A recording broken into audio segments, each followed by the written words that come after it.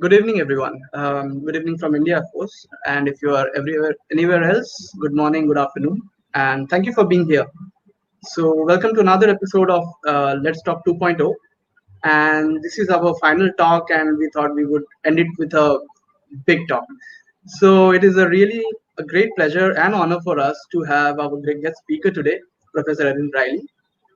Dr. Riley is a professor in the Department of Anthropology at San Diego State University in US and currently serving also as a treasurer on the board of directors in American Society of Primatologists. To those, I'm sure, pretty sure all of us know her and know about her work. But just to catch up with you all, I would like to introduce her a little bit more. Her research primarily focuses on primate behavior and ecological flexibility in the face of anthropogenic change, and her research involves a range of aspects, including primatology, conservation ecology, sociocultural, and environmental anthropology as well. So you can see the breadth with which she works. Uh, with notable publications in her work, and debates over the period of time, she has spearheaded the field of primatology over the years. Her notable work has been also to play a big role in how we do our primatology studies in the field, especially. She was one of the persons who played a leading role in forming the 2014 Code of Best Practices in Field Primatology and published a wonderful book titled The Promise of Contemporary Primatology. If you haven't caught up with that, I would encourage you to do it right away. I mean, not right away, but after the talk, of course. So, her work on macaques has been exemplary, and there is I am skipping on something, and I should not. And if you haven't read her recent publication, it talks about how primatology should be done, and how the dynamics of primatology have changed with this COVID-19 pandemic, and where do we go from here, and how do we really work on that, and what should we do from here? Because it's a burning question everybody, I'm sure everywhere, is trying to figure out. Because most of us are back at home, missing our field stations badly, and I'm sure it is true for Professor Riley as well. And if you follow her on social media, you will know that you will realize how much she loves Indonesia, Sulawesi, and primates.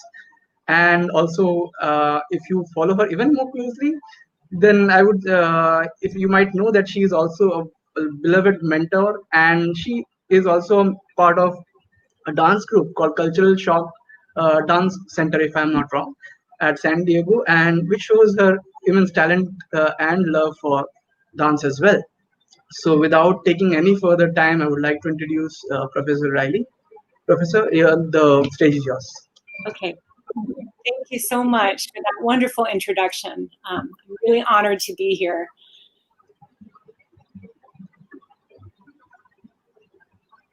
So if you're ready, we can go ahead with your presentation. Okay, can you see the presentation? Yeah. Okay, wonderful. Thank you, everyone. And I'd like to start by thanking the organizers, Association of Indian Primatologists, for the invitation. And certainly everyone who's tuning in this morning. It's morning time for me, perhaps mid-morning elsewhere, afternoon and evening, I know, in India. So I appreciate you taking the time to join me today.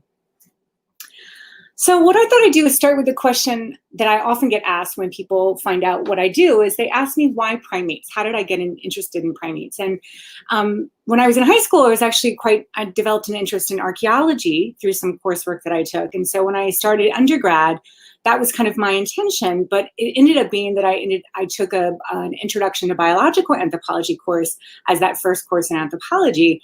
And that's where I learned about the primates. And I also thought, oh, wow, studying living things as opposed to things that are no longer alive seemed much more interesting to me, at least in terms of my research focus. So I was hooked on primates.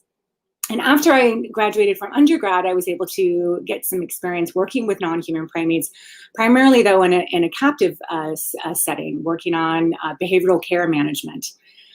So it wasn't really until graduate school that I had an opportunity to do field work. And interestingly, all of these early experiences that I had in primate fieldwork, which included sites in the Americas as well as in Asia, the primates were not living in these pristine places that all of the textbooks that I had read in undergrad seemed to suggest they would be living in, right? Instead, they were living in places that were marked by the human touch. And this dynamic really sparked my interest. And rather than seeing these places as bad sites or unnatural, I came to appreciate the value of studying primate behavior in anthropogenically modified spaces as a way to better understand primate adaptability at work. So to do so certainly necessitated study and training in a number of fields, which I was afforded not only in my undergraduate time at Beloit College, where I took coursework throughout anthropology. I also had an amazing opportunity to study abroad, where I spent 6 months, an entire semester in Zimbabwe. And that was when I got to be really, really interested in understanding the anthropology of conservation, particularly during that time when community conservation was kind of coming to the forefront. And then also at the PhD level, as part of, I was a PhD student in the Department of Anthropology at the University of Georgia, and they have a very specific focus and thematic focus on environmental and ecological anthropology and linkages with the Institute of Ecology there, where I also received training in conservation ecology and sustainable development. So in terms of my disciplinary coordinates, right, I consider myself a hybrid of sorts, right? My training and background really kind of pull from a number of these fields listed here: sociocultural anthropology, biological anthropology, and primatology, but then also conservation ecology, biology, and then environmental anthropology. And during the course of my academic training and getting these field experiences that I talked about, what I found is that I was actually not alone in appreciating the reality of the human-primate interface. And if anything, I was a bit behind, as communities and scholars around the world, such as in India, for example, have long recognized the reality of the human-primate interface and have experienced it firsthand. Right? And this is a fantastic quote from a chapter published in 1965 by Chuck Southwick and his colleagues, based on some field research on rhesus macaques in northern India. They wrote, "It is in fact difficult to assess what the natural habitats of the rhesus actually is. It has lived in close ecological contact with humans for centuries, and in frequency and persistence, this commensal relationship in villages, towns, temples, and roadsides represents a natural relationship." So what I'd like to do today, my objective in this talk, is to explore an approach that enables us to more fully study primate behavior in anthropogenic context and the human-primate interface. And that approach is ethnoprimatology. And so what I'd like to cover is thinking a little bit about what is it, how it came to be, how it has matured as a field, and what its contributions are.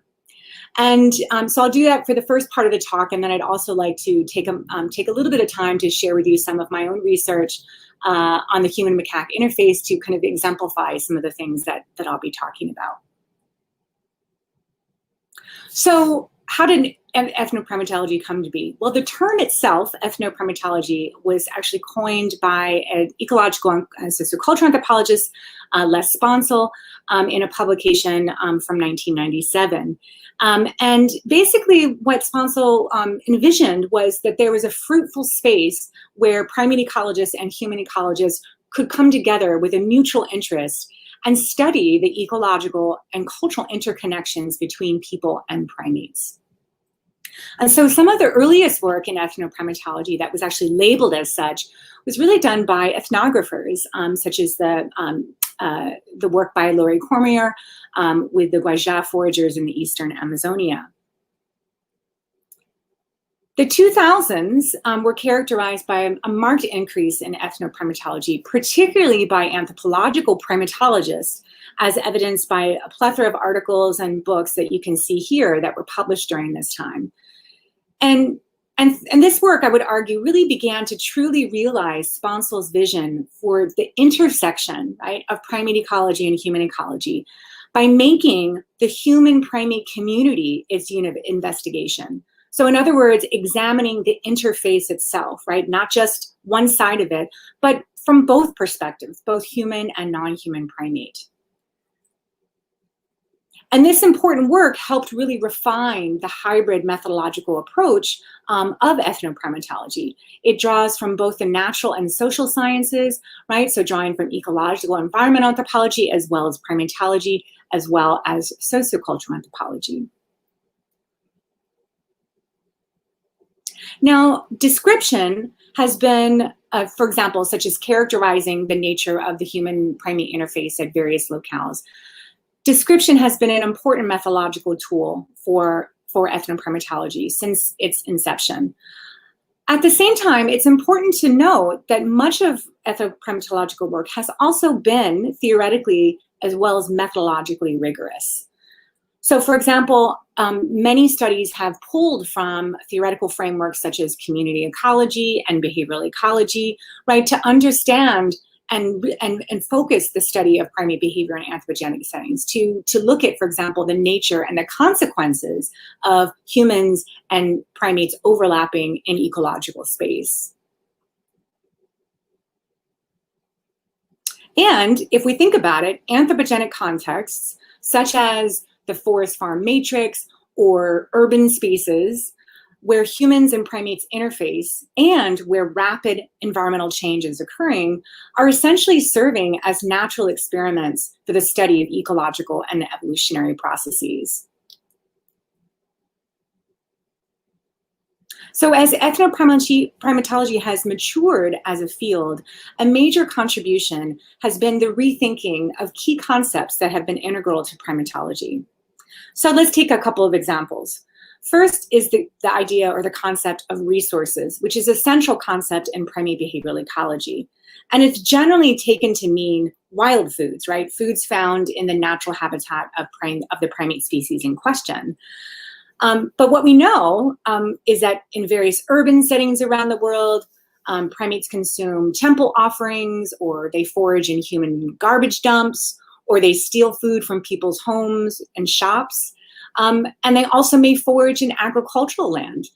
So these foods, despite them being anthropogenically sourced, still constitute important resources for primates with concomitant implications for nutrition and health and population demography, right? So ethnoprimatology and its research has demonstrated that our notion of what counts as resources really needs to be expanded. The ethnoprimatological approach has also challenged primatologists to think more carefully about the terms that we use to describe the ecological relationships between people and primates. So one example is the term commensalism. And if you remember, Southwick and his colleagues used that term to describe the rhesus macaques. But if we go back to but if we think about the way in which this term was classically defined, right, by Eugene Odom and others, is that one species benefits while the other is unaffected. And what ethnoprimatological work has revealed is that it's quite rare for either humans or primates to not be affected by their interactions in their shared ecological space. So for example, primates like these more macaques that live in a forest farm matrix, right, they may benefit from the crops available to them, right? So that's a benefit of moving into that space, but they also may incur costs as they may experience retaliation from farmers, right? And at the same time, farmers may tolerate primates in their environment, but they also may suffer from it, right? Particularly if the crop loss is huge and detrimental to their livelihood, but they also may benefit from it. Some research has shown that primates play a role in distributing the seeds of cultivated foods, right? So I think it's important for us to think about the ways in which we use these terms to describe ecological relationships. And I would argue that a much better term is one that has been proposed before, which is synanthropy, which means that you cohabitate with humans, right? And then it enables us to think about the various ways that relationship plays out in those spaces. So ethnoprimatology's maturation has also meant an expanding theoretical and methodological landscape.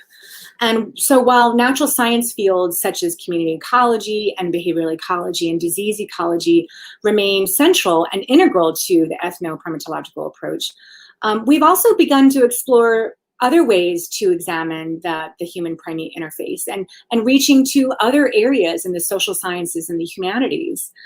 So for example, thinking about the ways in which political ecology might help us think about and research the human-primate interface, as well as drawing from approaches such as human-animal studies, multi-species anthropology, and even science studies.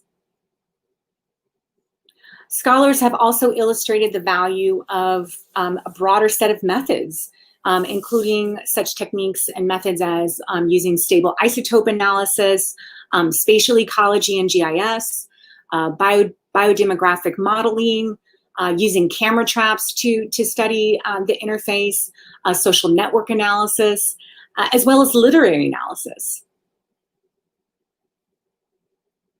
So I would say that ethnoprimatology, our understanding of it has evolved, it has matured, and it has become the study of the multifaceted ways the histories and the ecologies and the biologies, lives and livelihoods of human and non-human primates intersect. And so it's not just about the primates, nor is it just about the humans. And accordingly, ethnoprimatology is not just about doing ethology, right, doing primate behavioral observations, and it's not just about using social science methods either, right? It's really about that integration, right? Doing ethnoprimatology means drawing from a diverse theoretical and methodological toolkit to investigate how primates and humans are co-shaping each other's lives. And given the fact that we know that 60% of extant primates are basically threatened with extinction, we can also think about the ways in which ethnoprimatological work can inform conservation, as well as ways to consider how we might be able to sustainably coexist moving forward. And if you're interested in learning a little bit more about some of the things I've talked about, I appreciate the plug earlier about my book, The Promise of Contemporary Primatology. It came out late last year. I encourage you to have a look. So thank you for letting me make a plug for my own book. So what I want to do now is transition over to talk a little bit about my research, and which has been predominantly focused on the human-macaque interface. And just as I started with the question, why primates in the beginning, in the first part of the talk, I usually start this section too with the question of why macaques.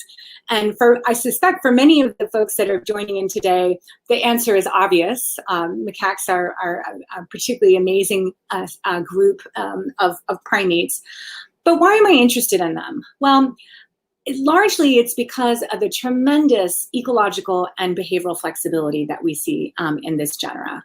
Inarguably one of the most, if not the most, flexible in terms of the spaces that they're able to live and how they're able to cope with change in their environment.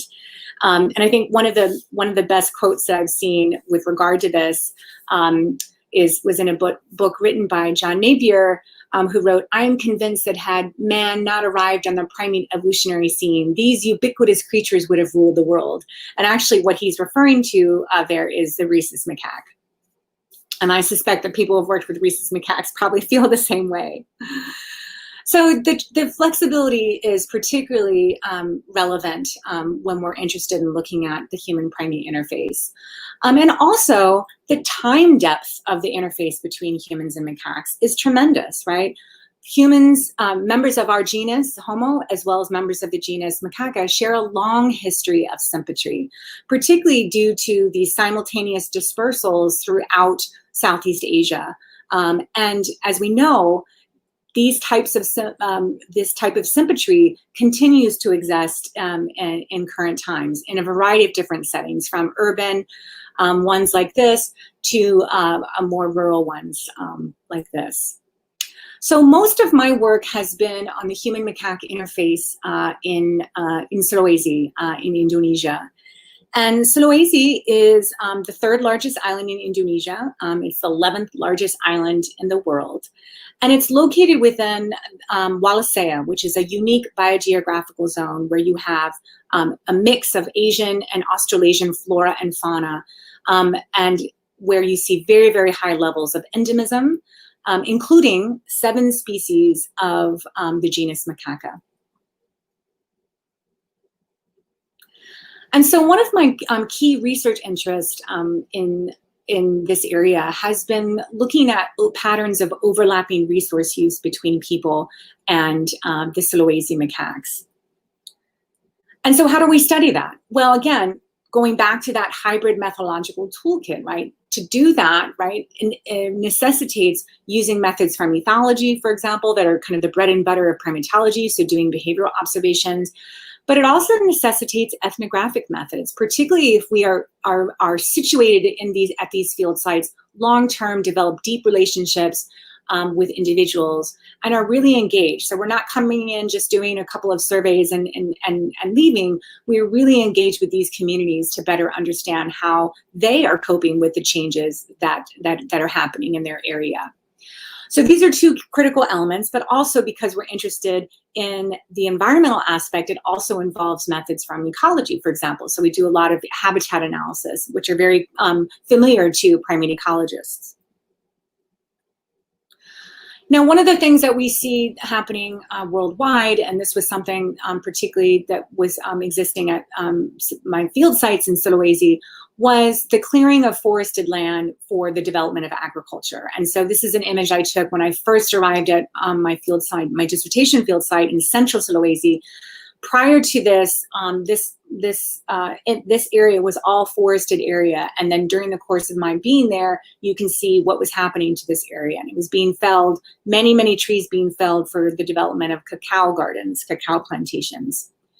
And generally speaking, what we understand about this process is that it often has a negative impact on the quality of habitat of primates and other wildlife.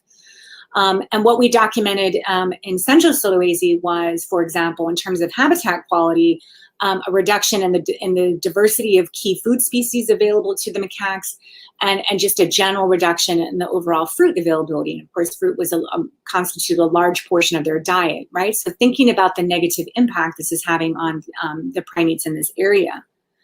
At the same time, as agricultural land, as it's transitioning from forested area to agricultural land, again, going back to the idea of kind of expanding our notion of what counts as a resource, what this entailed then was also the development of new resources. So this image here are Tonkin macaques moving through a mixed garden in this area. So you can see evidence of felling, but then on the ground there are some different crops that were grown in a very small scale garden, right? But this is the introduction of new resources. And of course, what we've seen for many species is that the primates have figured out that these are also things that they want to eat, just like the people. So leading to crop feeding behavior, which in turn can lead to conflict.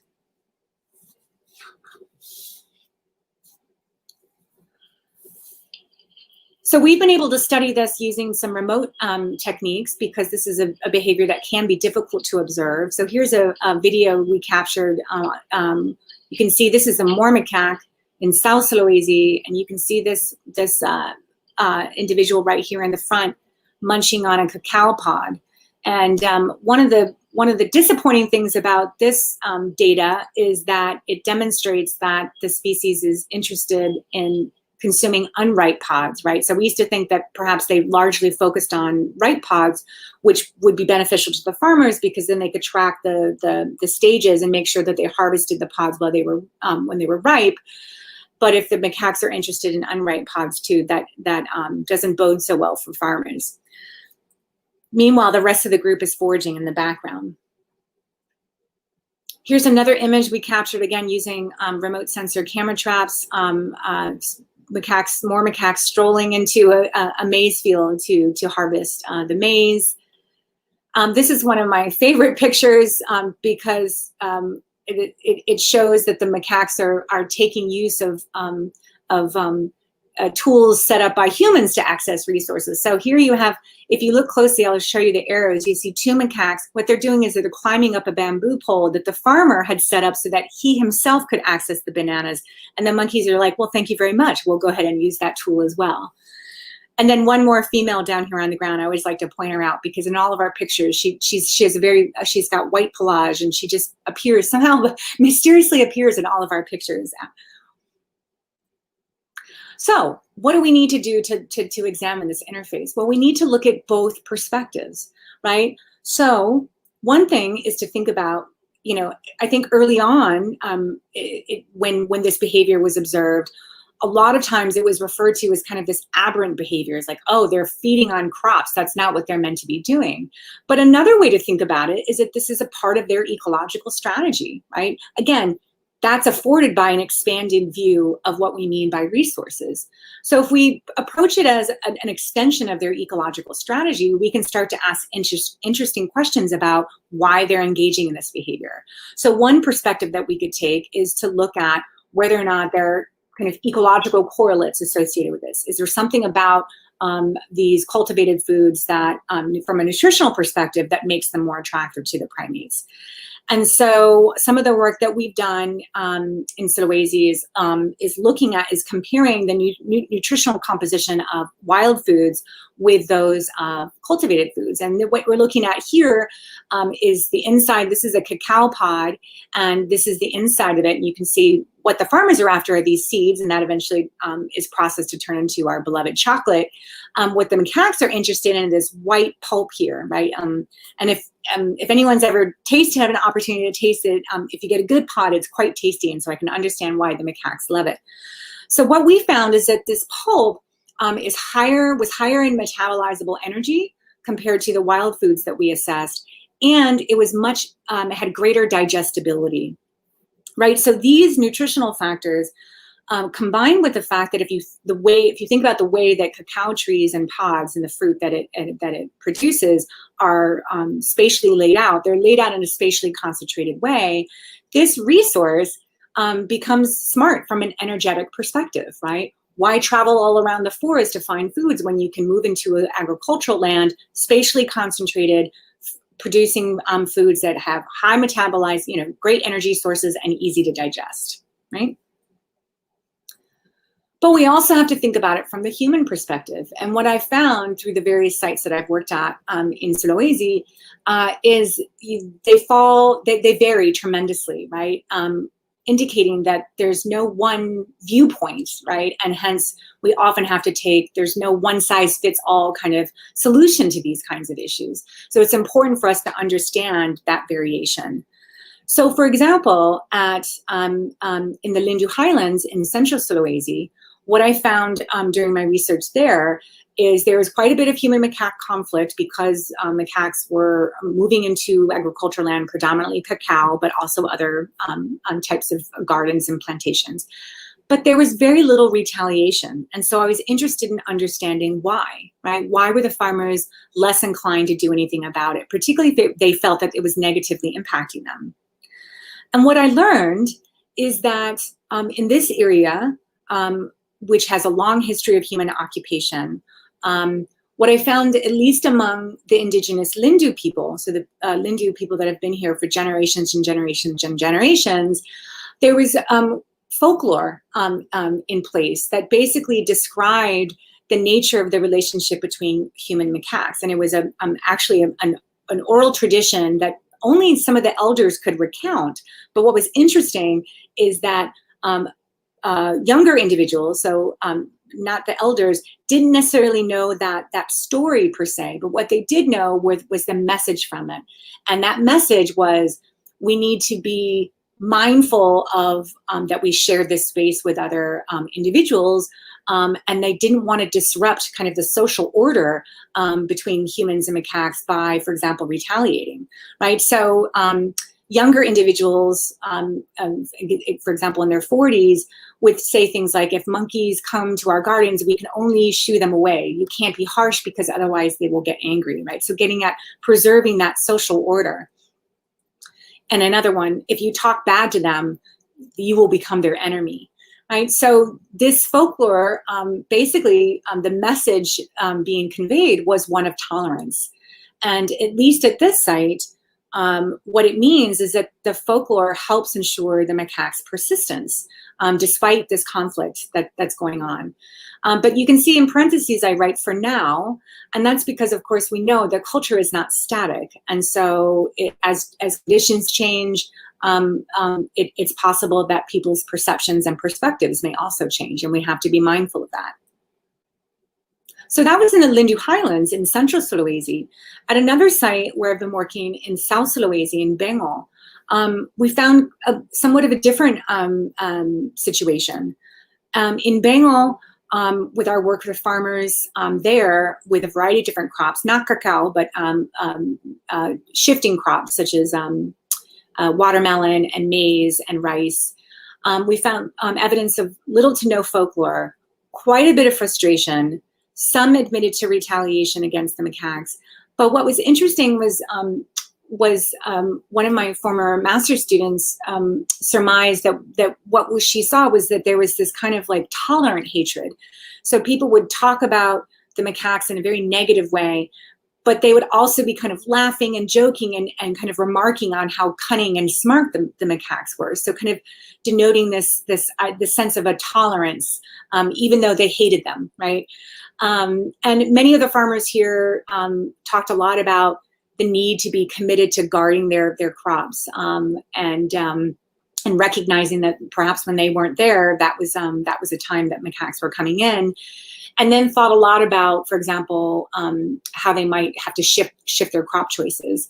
So this image here is one of our informants who was describing how they used fishing net to around the boundaries of the garden. And of course, you might think, well, macaques are agile climbers, they'd be able to climb right through it. But one of the things that these farmers learned is that the macaques don't like to get their nails stuck in the net. So the netting was such that the macaques didn't like to get their nails stuck in there, and so they would avoid these areas.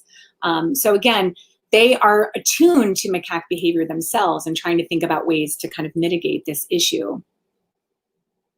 So what does some of this work mean in terms of conservation and thinking about ways to sustainably coexist? Well, certainly what it demonstrates is that macaques show tremendous flexibility in diet, right? They're able to utilize cultivated foods as resources. And what this indicates is that we need to kind of think more carefully about the potential conservation value of anthropogenic environments, right? A focus on protected areas, for example, is certainly important.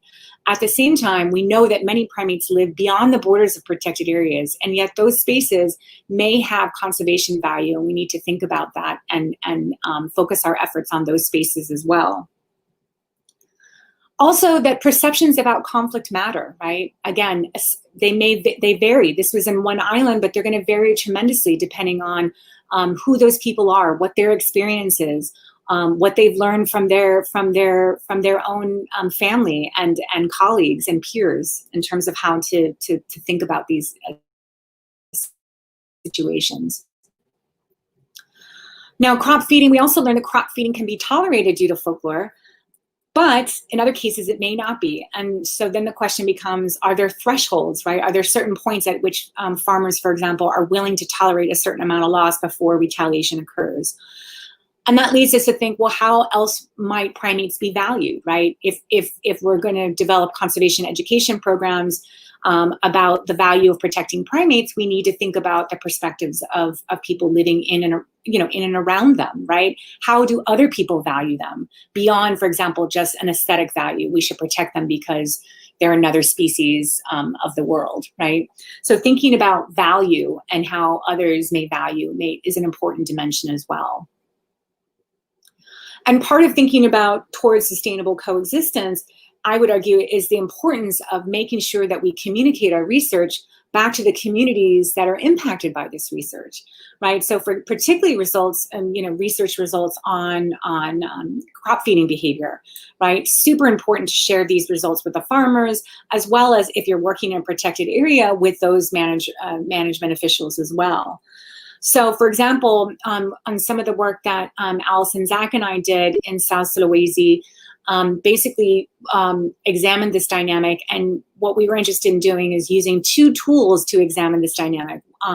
One using interviews from farmers, so farmers' reports on this behavior, and then also using the remote sensor cameras to observe this behavior. And our results were interesting. We found that farmers' reports and the camera trap data aligned in terms of the species responsible for crop damage in this area. But where we saw them diverge had to do with the frequency of the behavior and then the timing of it. Right. So, for example, farmers reported that, oh, the macaques are more likely to crop feed in the morning and the afternoon. And as a result, they would probably time their guarding behavior more closely aligned with that. Unfortunately, our camera trap data indicated that macaques are coming in at any time of the day, right? So we didn't see a clear one time or the other, although we did see kind of a peak in the afternoon. And so the timing diverged in terms of these two different perspectives. And then also the frequency. So you can see here the farmers reported that macaques were raiding their crops every day, whereas what we found is that crop feeding only occurred on about 20% of the days that we had camera traps set up. So this is important information to collect in terms of understanding this dynamic. And then also importantly, yes, we published it in an International Journal of Primatology, but these results are also crucially important to share with our communities that we work with and live with. And this is information that can help the farmers plan mitigation strategies, right? Because they are the ones most attuned to this dynamic. So one other thing that I wanted to talk a little bit about today was the fact that in many areas of the world, what we're seeing are human primate interfaces that are shifting. And this has been something that we've observed at my most recent field site in South Sulawesi. And this is with the Moor macaque, which is currently listed as endangered by the IUCN. And this is the location of our site. You can see here it's in South Sulawesi. It's the Bantimurung Bulu Saraung National Park. And I started working at this site in 2010. And this is a kind of a different site compared to what I had been used to in the sense that it's a protected area. The space, the portion of the protected area where we were working was quite far from agricultural land, so we weren't seeing some of the same types of interfaces that I had studied in the past. So in our early years of observation, this is kind of what we were doing. We were spending more time observing the animals in the forest, feeding on wild foods, doing macaque things like grooming and whatnot. But a few years ago, we started to observe a shift at the site where our primary study group ended up spending more and more time along the road. So it is a protected area, but there's a major road. I mean, it's not a huge road, but it's a major road in terms of how much it's used. It bisects the national park, and of course, the macaques we'd always observe them kind of crossing the road and then moving on, but they would always move on from the road. And so the difference here was that we started to notice them spending more time along the road, as you can see here in this image. And of course, them doing that then made them more visible to motorists that were passing by, which led to motorists beginning to feed them, as you can see from these two images. And so this was a changing dynamic at this site, kind of a newly emerging interface at a site where previously, really the only people that these macaques were encountering were researchers and perhaps some folks that were going into the forest to collect, firewood or things like that. And so one of the concerns, of course, are some of the implications of this emerging interface, right? One issue of potential concern is the risk of disease transmission. So what you're looking at here is this is an adult female munching on a corn on the cob. This was clearly tossed from a moving vehicle. And what's not clear to me is whether or not this was a corn on the cob that was actually already consumed by people, or if the macaque herself was the one that ate it. Because a lot of times people will munch on it, maybe there's a few kernels left and they just leave it. And as these cars are driving by, they're kind of tossing them out. What's so fascinating about this image is also to look at the face of that young infant, right? They're learning, oh, people food equals monkey food, right? So the learning, the social learning that's happening at the same time is also quite intriguing. There's also, of course, the risk of injury as they move across the road and as they hang out close to the road. And unfortunately, we have lost some individuals from our group. This is Lonnie, who is an older female, and she was struck and hit by and killed by a car this past year. So the risk of injury is certainly a real concern. And so some of the research that we've been doing the last couple of years is trying to think about different ways to kind of approach this new emerging dynamic. And one project that we initiated was to look at, for example, how social network factors and life history factors may influence human-macaque interactions at this site. And what we found is that sex, but not age, was a significant predictor of being on the road. And males, male macaques, more macaques, were most likely to be closest to the road awaiting provisions. And the other thing that we found was that the social networks, so we compared social networks on the road and then also when the group moved away from the road and back into the forest.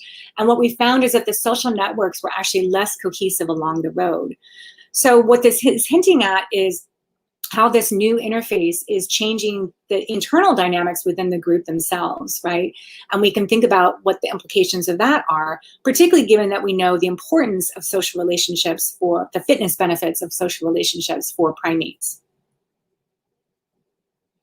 And recently, we've been also interested in looking at the ways that this shift has affected other aspects of their behavior. So for example, ranging behavior. And so we've been using data that we had from prior to this shift, and then comparing it to data that we had once the shift was underway. And what we're finding is that you can see here what these two images are showing you is an expanded home range after the fact, but also what you can see here is that the space along the road has, so where they're spending more time along the road has increased, and their distance to the road has also decreased. So again, more time along the road, and again, with those concomitant potential effects of risk of injury, risk of disease transmission. So because of this change, this emerging interface certainly necessitates a management approach. And the national park has been trying to mitigate this. And so who you're looking at here is Hendra, who works for the national park. He's also been working with us since we first started working at this site. And essentially what they're trying to do is kind of keep cars moving, trying to keep people from feeding the animals. We've also worked with the park to develop informational materials that could be distributed to people. So this, of course, is in Indonesian, talking about how we need to protect them together. This is a species that only occurs in South Sulawesi. It also talks about how there's plenty of food in the forest for the macaques. They don't need people food. People food can make them sick. So again, trying to get the information out there.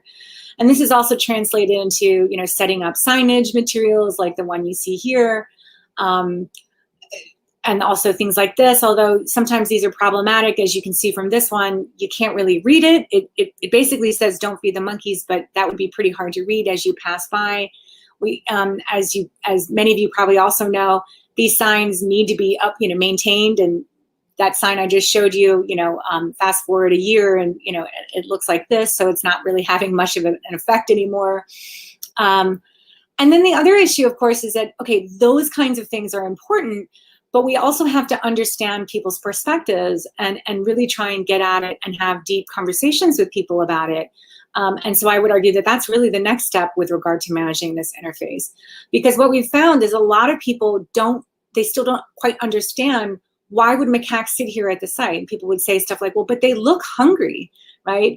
Particularly when the macaques are sitting there and just basically staring and at the cars as they move by, right? So people's perceptions is that they must be hungry.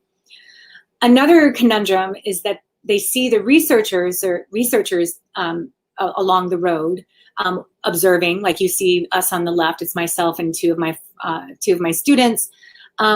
And yet then the park staff is not letting anybody else stop. And so people's perceptions are, why can the tourists stop? They don't necessarily recognize us as researchers. And so that has an impact on people's behavior and perceptions about the issue. And then another issue, certainly of concern, is that in the past, the park has engaged in provisioning. They're not engaging in it anymore, but they have in the past, and some of that has been documented in media that's been out in the newspaper or on social media or broadcasted in the news. And so it's confusing to people when they say, well, why can the park staff feed them, but we can't, right? Because then they have signs that say it's forbidden to feed the macaques. So there's a lot of work that needs to be done in terms of how thinking about ways that this interface can be managed in a way that's beneficial to both people and the monkeys themselves. And this is particularly relevant, of course, in the current era, when we're facing this tremendous and insidious pandemic and disease, COVID-19.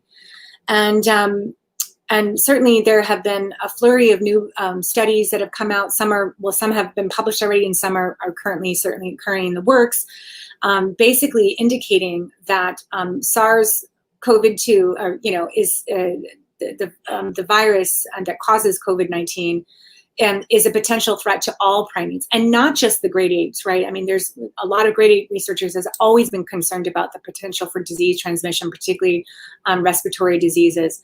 But the recent research is suggesting that we need to be concerned about all wild primates. And what's also alarming is that this recent study by Damas et al. That just came out essentially found that 40% of all the species that are potentially susceptible to the SARS-CoV-2 are threatened with extinction by the IUCN. So the risk is particularly great for many species, and many of those include primates. Now, we know that the risk of zoonosis at the human-primate interface is particularly salient, largely because if you think about some of the activities that occur at the human-primate interface, including research, but things like hunting and provisioning of animals, ecotourism, primate pet keeping, all of these activities involve close spatial proximity and often physical contact, thereby creating numerous opportunities for zoonosis.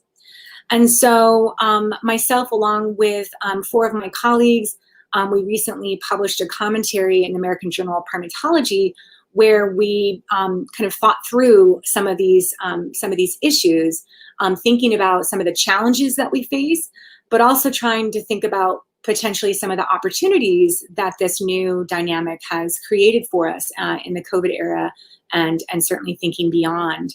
And so I encourage you to have a look at it. It is an open access paper, so it's available to all. But what I did want to share with you and the final part of this talk is just some of the recommendations that we make in this paper. And certainly the first one means adopting stringent biosafety protocols. There are biosafety protocols that are already in existence, again, for the great apes. But what we're seeing based on the research that's coming out is that, again, potentially all primates, all wild primates are particularly susceptible, particularly the cercopithecines, which include the macaques, of course, and the hominoids. So adopting these are going to be super important moving forward. Also, the importance of modeling safe and appropriate practices with primates. And this includes practices that we engage in the field in terms of our research, but also how we transmit and describe and highlight our research on social media. And the IUCN Human Primate Interactions Specialist Group is currently working on developing a set of kind of guidelines and informational materials on things like primate tourism and primates in photography and things like that. So please keep an eye out for those. They will be emerging in the coming months and years. We also make the recommendation to really be avoiding provisioning and the capture of primates in our research. We certainly recognize that provisioning is something that it happens not just by researchers, right? This happens by individuals in spaces where primates are regularly encountered. And there's a long, deep history of this in many areas of the world. But we also recognize that, you know, particularly in research settings, this is potentially problematic from a disease perspective. Also, another recommendation is prioritizing the development of education programs. So, you know, if we think about it, in the current moment, I mean, communities worldwide are really primed with this messaging about the importance of hygiene, right? Washing our hands and so forth, wearing masks and stuff. And we can take advantage of this current mindset and think about how that we might transfer this same behavior to the ways in which we interface with non-human primates, particularly those that are going to be most susceptible to this virus and potentially other viruses moving forward. And then also, we'd like to see that funding agencies prioritize funding for research on human-primate interfaces, particularly in this era.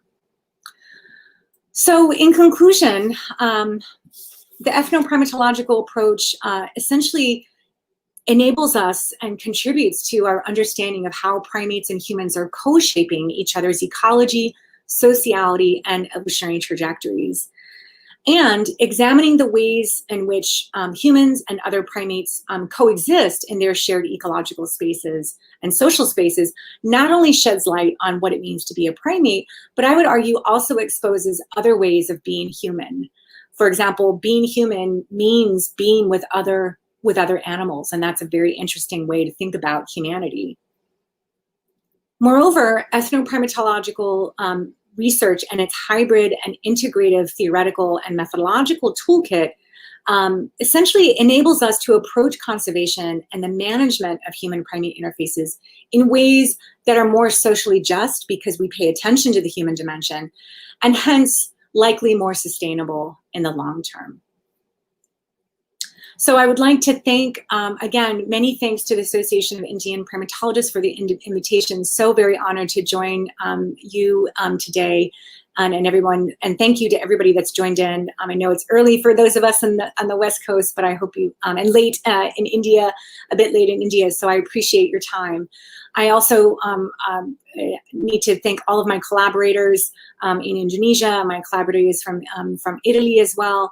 As well as many of my students who are no longer, some of whom are no longer my students. They've moved on and graduated and earned PhDs and are doing great, amazing things themselves. And then certainly all of the funding that has supported my research over the years. So with that, thank you very much.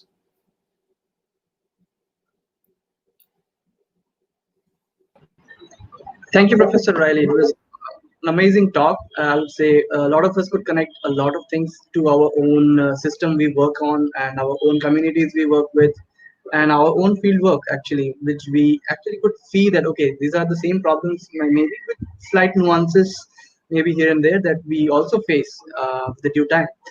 So thank you so much for giving so much of your time to us today and enlightening us with so many things to think about right now in these times. I think we have a lot of time these days to actually think about how we approach the whole research of how we do things and how we can make amends in how we do it and make it better maybe in the coming days. So, okay, so we have few questions. If you don't mind, I would like, do you want me to read it or do I like make it like this? Like show it. If I show it like this, I don't know. It's your wish. Okay. Yeah. Doesn't play very hostile. Oh, okay. Yeah. So yeah, let me further explain the tolerant hatred. So that was a term that my former master's student Allison Zach came up with to describe people's perceptions about the macaques or how they felt about the macaques. So they would use the word benchi, which means hate. They would say, "Oh, I hate the macaques," but then they would also, as they were saying it, it was kind of like they weren't really angry. They were also like kind of be laughing because they would also be describing, they would be observing the behavior and be like, "Oh, they were so smart. They figured out how to do this and how to do that." So she dubbed it tolerant hatred in the sense that they hate them, but it imbued the nature in which they described the hatred, imbued a sense of also tolerance and appreciation of the intelligent skills that the macaques had. So that's what that means.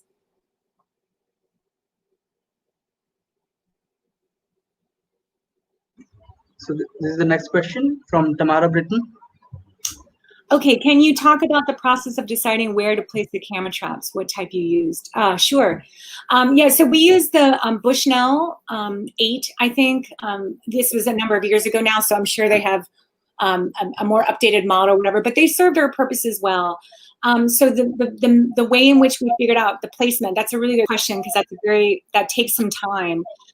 Basically what we did is we would spend time surveying the entire agricultural plot and think about ways based on our own understanding of macaque behavior, and then also knowledge from the farmers about where cameras, where they anticipated or where they had seen monkeys coming in.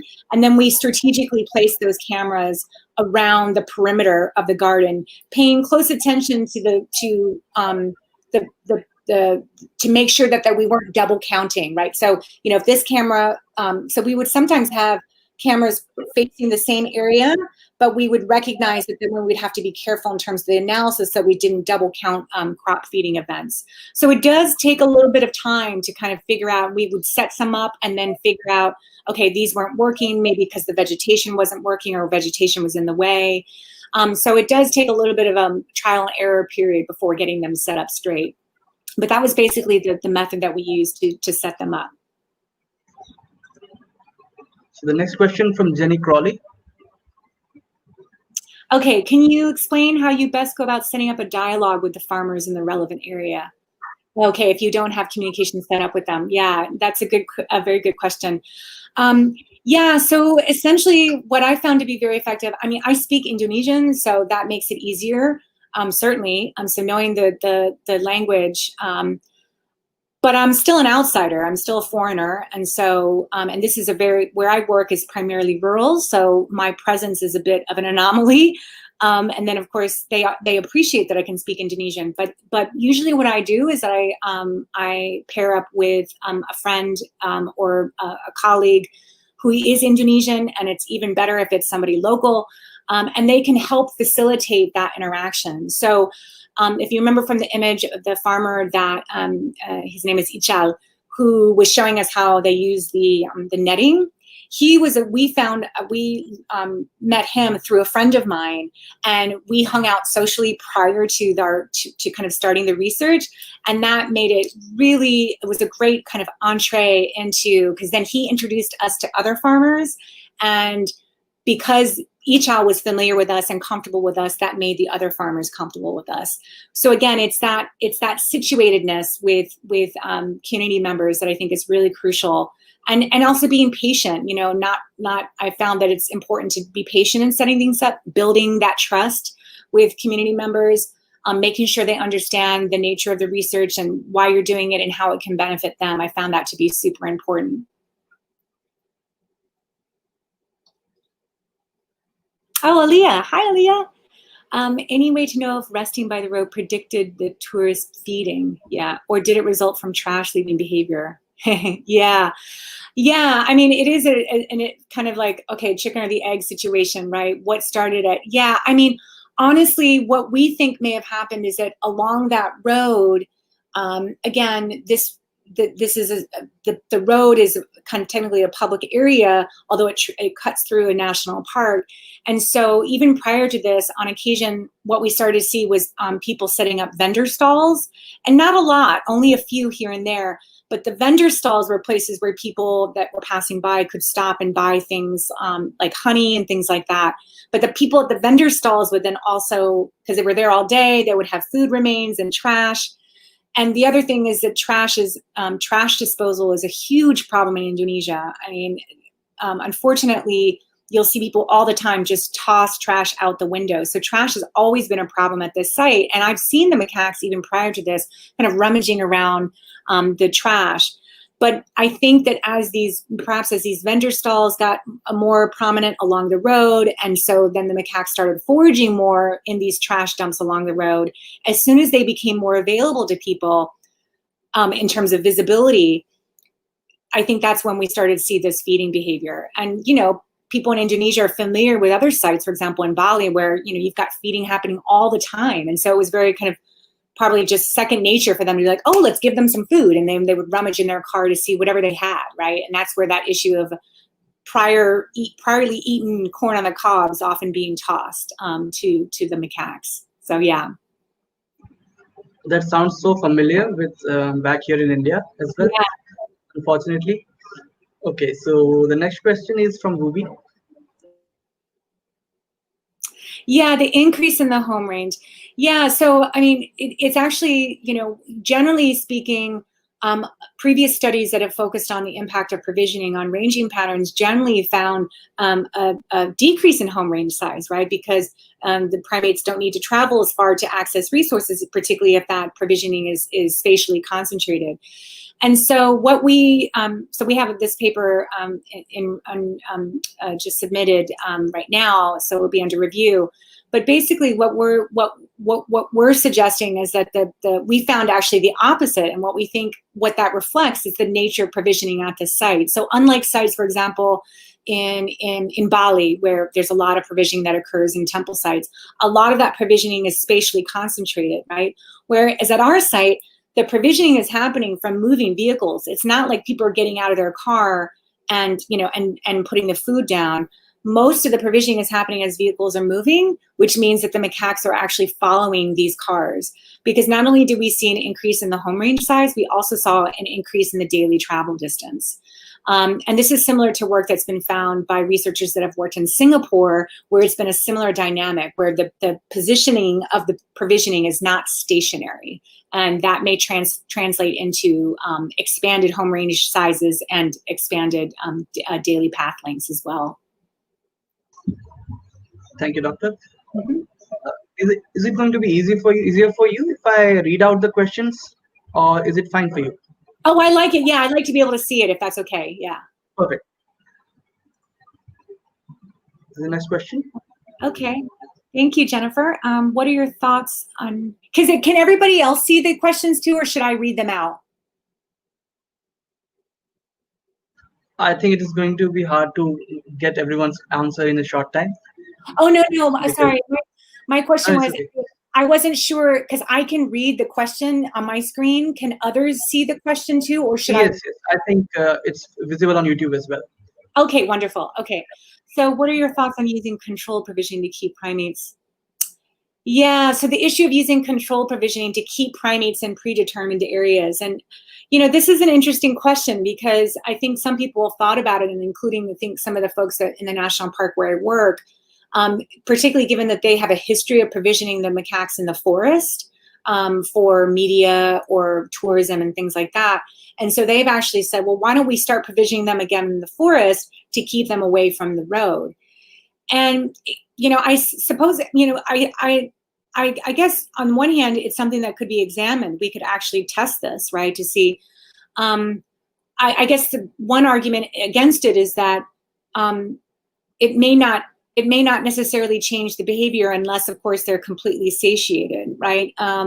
But then we're still have an issue of them relying on anthropogenic foods, which is not necessarily what we want to create. So, yeah, I mean, I think at other sites it might be doable, particularly thinking about sites in Asia where the macaques are really heavily dependent on anthropogenic spaces. So I think many of you have already seen that video that went viral from Thailand, where you had two very large groups of macaques have an intergroup encounter in an urban setting. Both groups had been relying on heavily provisioned groups, and of course some of that provisioning decreased tremendously because people had stayed home, orders, restricted travel and whatnot.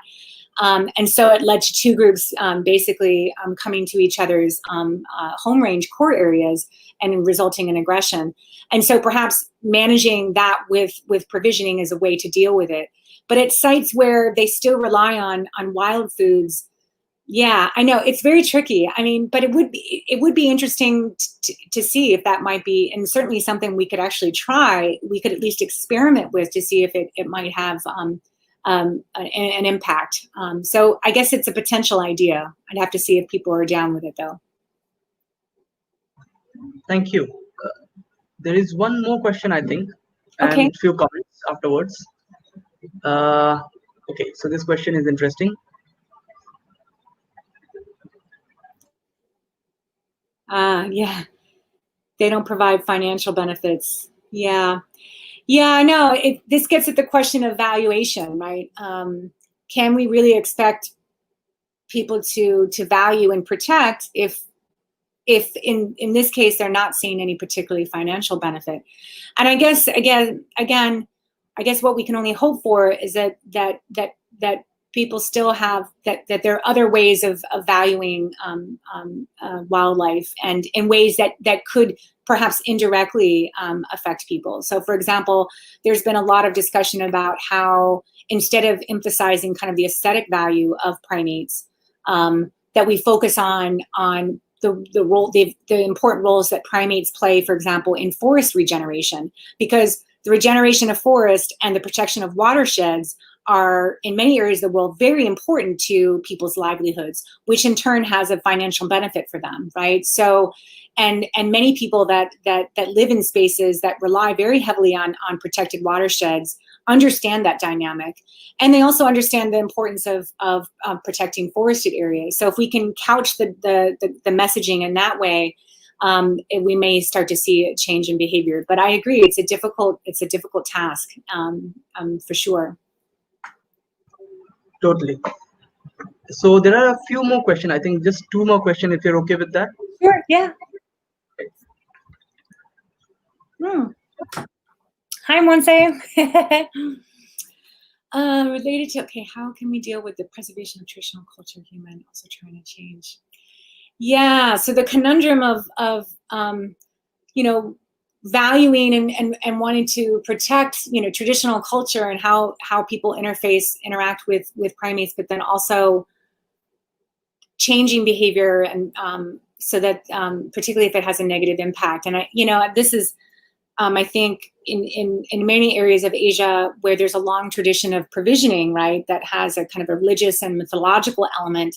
And then I'm also thinking of other areas of the world where, for example, primate pet keeping in indigenous communities, for example, in the Americas, is an important component of their own culture, right? So at the same time, we know that, you know, keeping primates pets is not good for them, and the same thing with provisioning. So yeah, this is really, really tricky. And as anthropologists, I think in general we deal with this. How do we grapple with this? And I think it's tricky. I think one of the interesting things in the moment that we're in now, and during this pandemic, is that I wonder a lot about how, again, the fact that worldwide we are having to appreciate the importance of personal hygiene in terms of washing our hands and disease transmission, and that we're primed for that. And I'm wondering whether or not that alone is gonna have an impact on the way people think about kinds of things. And if we couple that with information about how, for example, in cultures where feeding of wildlife like primates is an exercise in promoting that relationship and honoring those animals, if we can communicate how the act of that, because of the potential for disease transmission, may actually kill them, that might actually enable they themselves to make those changes in their behavior, so that it's not it's not us imposing a new perspective on them, so that the change happens within, if that makes sense. So, but it's really, really tricky. I appreciate that that tension and that the difficulty of it, for sure. The next question. What is the best way to convert a person hostile at present to being able to embrace? Yeah, so how do we get somebody who's hostile to the presence of macaques to be able to embrace or tolerate?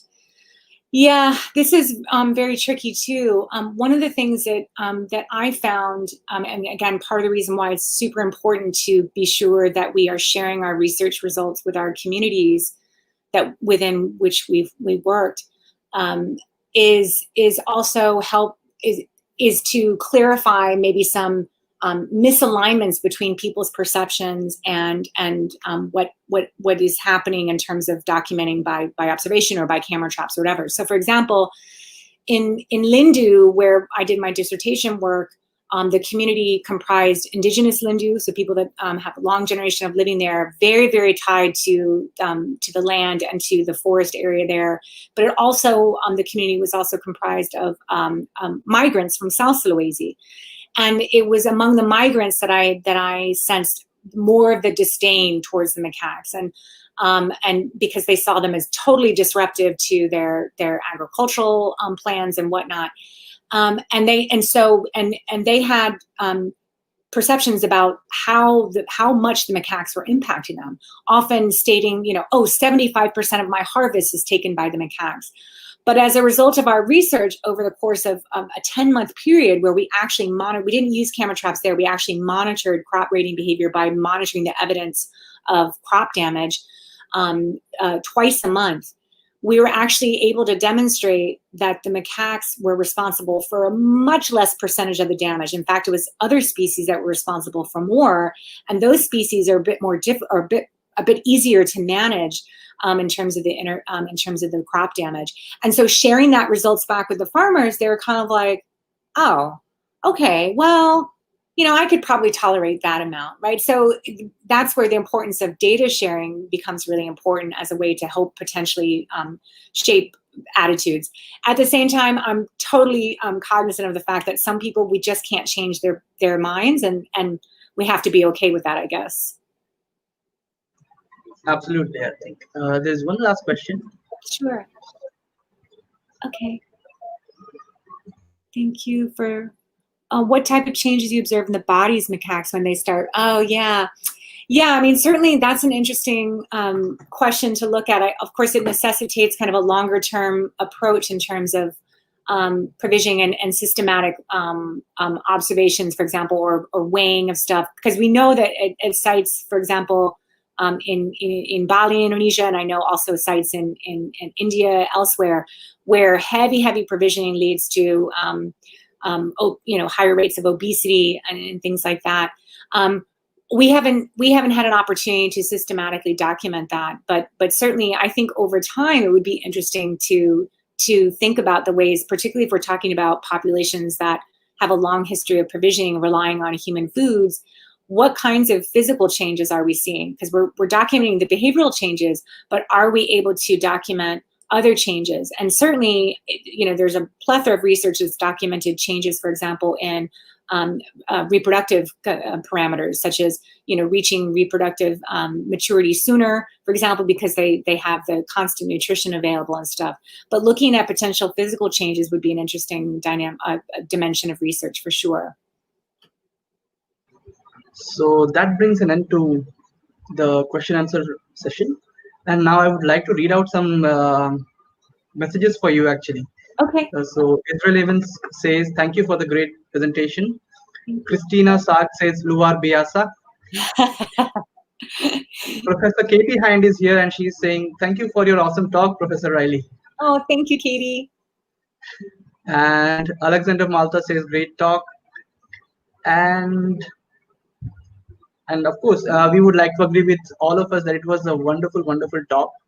Thank you. And we are really happy that we could have you here today. I understand times are really busy, and I mean, it's difficult time for all of us. And to have a great talk like this really boosts our morale and also gives us a way forward to how do things now onwards. I mean, things might change how we work from here. And I think for many of us, it does need to change because I mean, in many places I have seen, or many of us have seen, that we might get a little complacent about how we do really work. I mean, it's sometimes understandable because we connect to these primates, and sometimes when we work with them so closely, there is a relationship between the researchers and macaques, and sometimes I think people do get carried away a bit, and maybe the distance and how we approach things might take a backseat.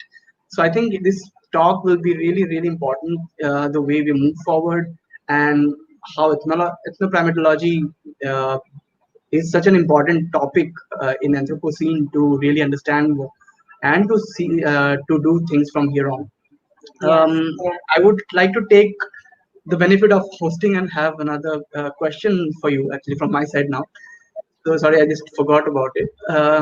So there sometimes some of these. So you have been studying moor macaques, but there can be other macaques in these areas as well, and there I'm sure there are, and sometimes people do associate different cultures with different species. I mean, cultural nuances are there are cultural nuances with different species. I think. Do you see that as well in this area, that some species might be looked at in a different way than the others? Yeah, so in Sulawesi, there in each of the areas of the island, so the funny kind of arms that kind of shoot out in the arm, there's different species. So if you're in South Sulawesi, you're only going to find the moor macaque. So you're not going to find other species. But one of the things that we have found, so one of the projects that my former master's student Jeff Peterson did, he is now a recent PhD from Notre Dame. But for his master's project, he did a really interesting study where he basically worked with, did ethnographic research with Balinese transmigrants. So people from Bali that migrated to live in Sulawesi as part of a major transmigration program that happened in Indonesia back in started in the 1980s. Anyway, what he was interested in was, of course, in Bali, many of the people from Bali practice Hinduism, and so part of that, they have a deep relationship with the macaques there in terms of provisioning and mythology and whatnot. And so he was interested in understanding whether or not that would translate to their new setting with a totally different species. And what he found was very interesting is that they definitely recognize that they look different, right? Because more macaques, they barely have any tail versus, of course, the long tail macaques and whatnot. And what he found is that the difference was that it wasn't that the reverence was with the macaques themselves. It was the reverence was with macaques are in sacred spaces. And in Sulawesi, the macaques would never enter their temple areas. They only encountered them in their agricultural areas. And hence, they didn't revere them in the same ways that they did, for example, in Bali, because in Bali, the macaques are primarily found in sacred spaces. And so that, I feel like that was a really interesting finding with regard to the ways in which people and primates intersect in a cultural sense, for sure. Thank you so much. And with this, I would like to end today's talk. And there are a few things I would like to say from AIP's side, that this was our last talk for the Let's Talk Primates 2.0. And I would like to congratulate all the organizers who have been working day and night to make this happen and taking their time off for this amazing talk and organizing of stuff. I would like to thank all the 50 odd participants who have joined us live today, and hundreds others who will be joining us afterwards when their time suits them.